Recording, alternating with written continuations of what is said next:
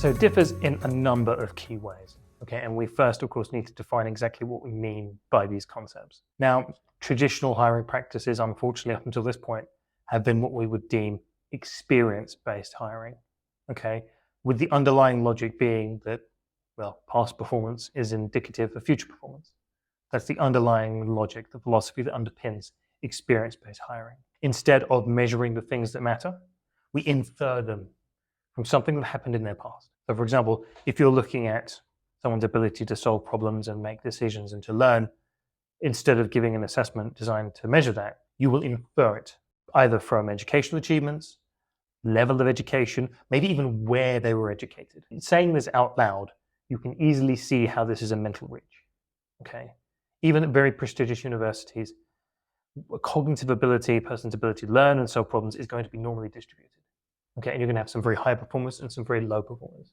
Okay, but in the minds of employee organizations, that's good enough, and maybe the average level of cognitive ability at Oxford is going to be higher than that, than the average level of cognitive ability of a secondary school dropout.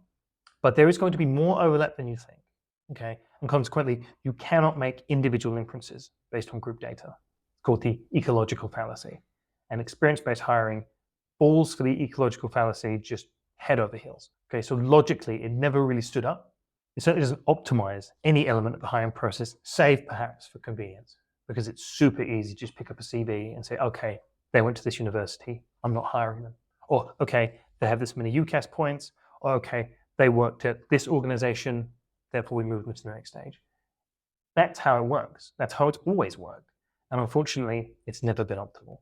But additionally, not only is it not optimal from a psychometric perspective, but it's just sort of not fair in that people from relatively privileged positions, people from higher socioeconomic backgrounds, they can just accrue these experiences more easily. They can get into prestigious universities more easily. They can do unpaid internships at top firms more easily. Okay, and it says nothing about their level of skill, just their connections, just their amount of free time, just their disposable income. That has a number of deleterious effects on, frankly, the world, but certainly within organizations.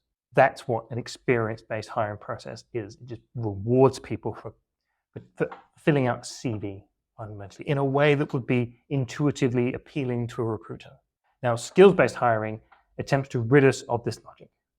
The logic is, okay, we have these skills which we know are important to the role. Where do you stand on each of these skills? And we're going to hire the person or people who score highest on these criteria. Now, not only does that avoid the awkward issue of privilege, because it doesn't matter which university you went to. It doesn't matter how many UCAS points you've got. It just doesn't matter where you've worked, where you've done an internship. It doesn't matter who you know. It's just about what you can do. And that not only gets to the heart of performance in the workplace more efficiently, it expands your applicant pool. And that's a really, really big advantage that people don't seem to realize. So for example, if you have these stringent criteria, they have to have gone to some university, they must have a certain number of UCAS points, must have done an internship at one of 3 organizations, you get maybe 100 applicants. And realistic, those applicants are not going to be a great deal better on average than any other.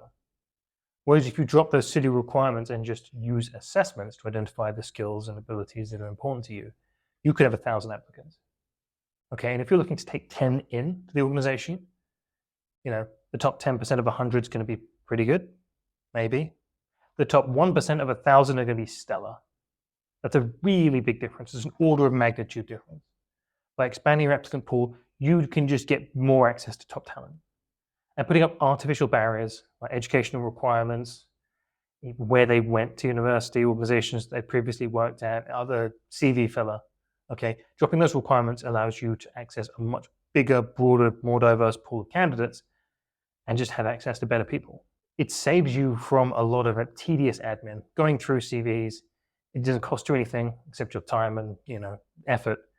Whereas using psychometrics, using pre-employment tests, you can automate that process very efficiently. You can test thousands of people more or less instantly and get a very good shortlist. Okay, so it respects the time of your HR professionals, your talent acquisition staff, hiring managers. It's much more efficient, it's more effective, fairer.